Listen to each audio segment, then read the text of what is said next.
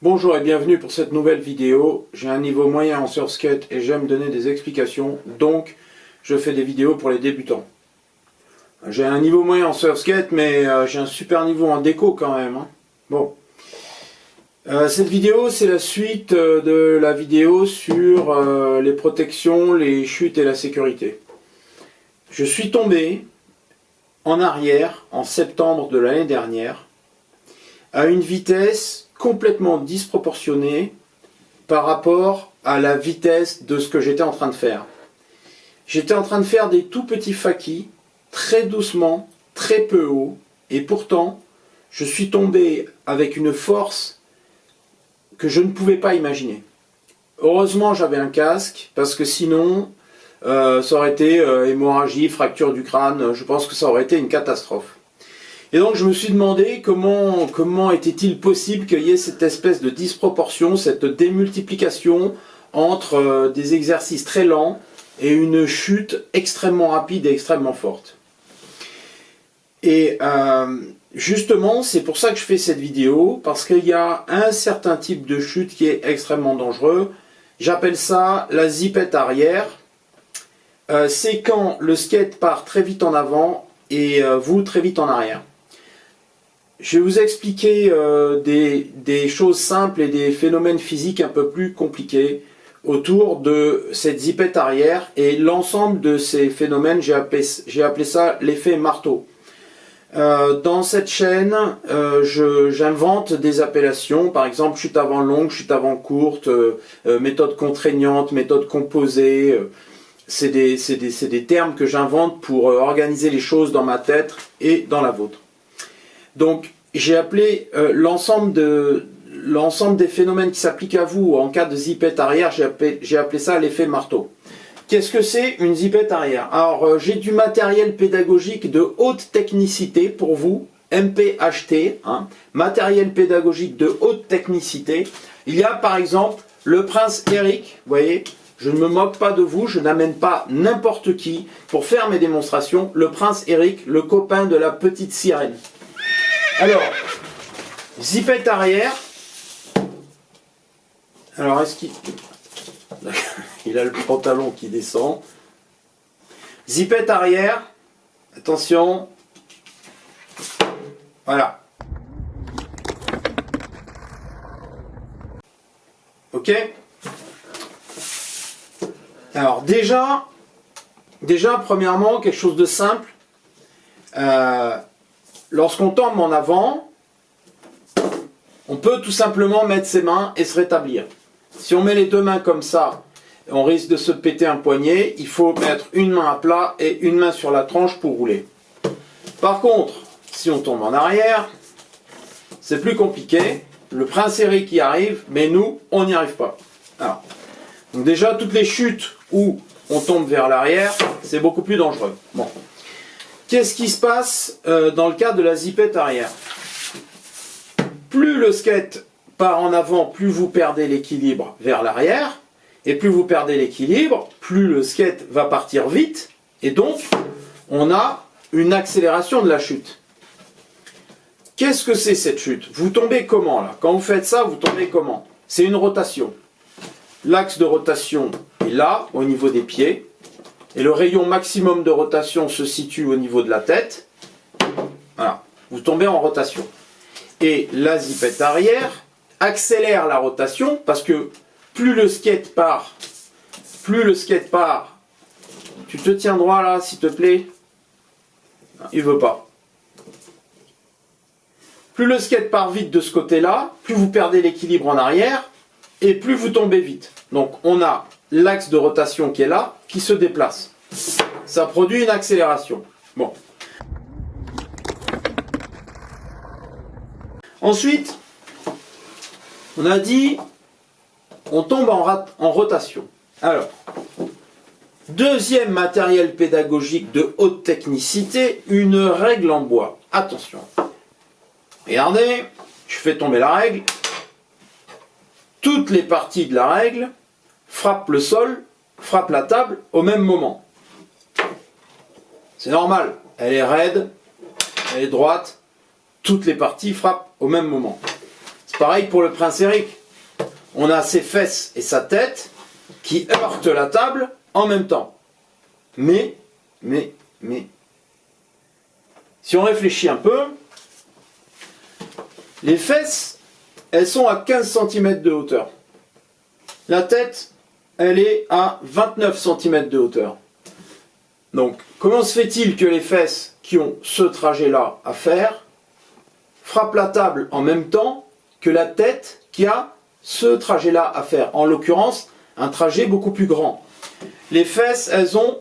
le trajet des fesses, c'est 23 cm. Le trajet de la tête, c'est 45 cm. Donc, grosso modo, la tête est 2 fois plus haute que les fesses. Et pourtant, ils touchent la table en même temps. Comment c'est possible? Ben, il n'y a pas 36 solutions. La tête va plus vite. Pour toucher la table en même temps que les fesses, alors qu'elle est 2 fois plus haut, elle va 2 fois plus vite. C'est obligé.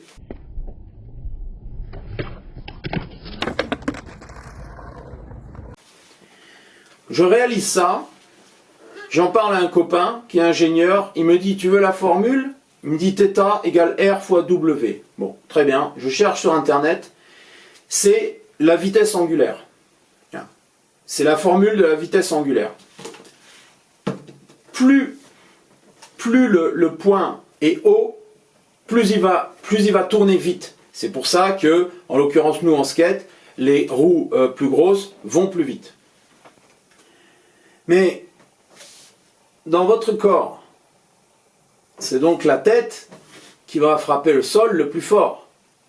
Bon. Mais c'est pas fini. On commence à avoir peur, mais c'est pas fini. Quelle est la partie la plus lourde de votre corps? C'est le buste. Et le buste, il est situé sur la partie haute du corps. Et sur ce buste, on a la tête. Quand vous partez très fort en arrière, la tête, elle part en arrière aussi. Les skateurs ont rarement des coups de taureau. Hein. Quand on part très fort en arrière, on ne peut pas retenir sa tête comme ça. La tête part en arrière. Parce qu'en plus, il y a l'articulation du cou, et on a la tête qui part en arrière. Voilà.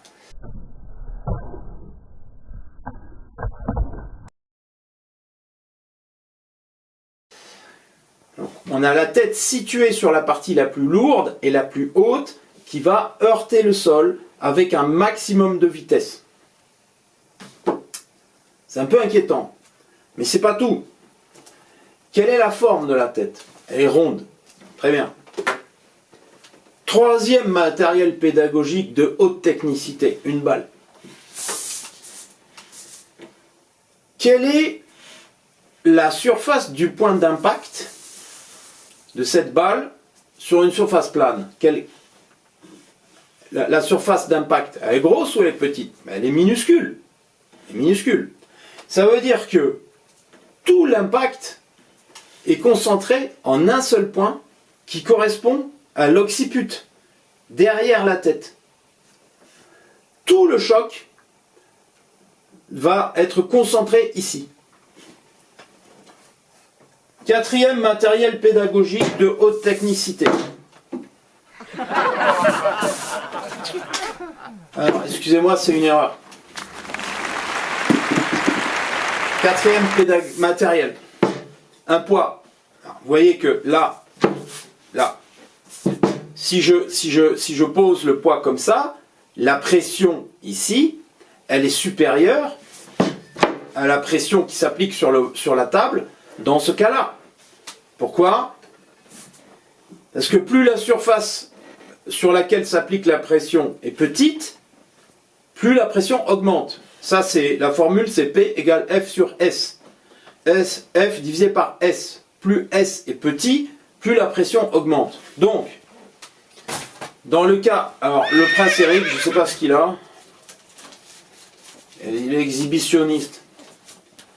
Dans le cas de notre camarade Eric, qui tombe comme ça, donc, on a un maximum de pression qui s'effectue ici, à l'arrière de la tête. C'est pour ça que j'appelle ça l'effet marteau, en fait. C'est la même chose. On tombe en rotation, la partie la plus lourde se situe sur le haut du corps, et on a un maximum de pression.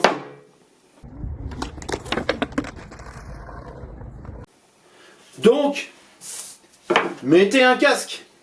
Mettez un casque. Je continuerai plus tard d'autres explications sur les protections, les chutes et la sécurité.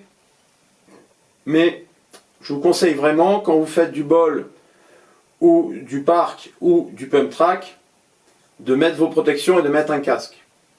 Maintenant, il se trouve que ceux qui réfléchissent sur les accidents tirent les conclusions suivantes. Il y a un maximum d'accidents qui a lieu quand la représentation du danger est faible. Par exemple, si je fais du bol, la représentation du danger que j'ai est élevée, donc je vais mettre des protections et je vais faire attention. Si je fais du flat, je pense que tout va bien, je ne mets pas mes protections, je manque de vigilance, et là, les accidents arrivent. Ce qui sous-entend qu'il faut mettre des protections tout le temps. Vous faites comme vous voulez. Mais il faut penser aussi à vos proches. Qu'est-ce que ça pourrait être pour eux si vous faites mal, si vous tombez sur la tête et que vous devenez handicapé? Et puis même sans penser à vos proches, forcément, si vous tombez, si vous vous blessez, ben, vous ne pouvez plus skater. Moi je mets mes protections systématiquement et je vous avoue que je me sens plus libre de tenter des choses quand j'ai le casque, les coudières et les genouillères. C'est pas très fun, mais je tenais vraiment à attirer votre attention sur ça, vous expliquer que la partie la plus haute de votre corps, c'est votre tête, c'est la tour de contrôle, c'est l'endroit le plus important et le plus fragile. Et bien c'est justement cet endroit-là qui va heurter le sol avec un maximum de force et il y aura un maximum de pression au point d'impact. Donc, mettez un casque. Voilà, j'espère que cette vidéo vous a plu et à bientôt.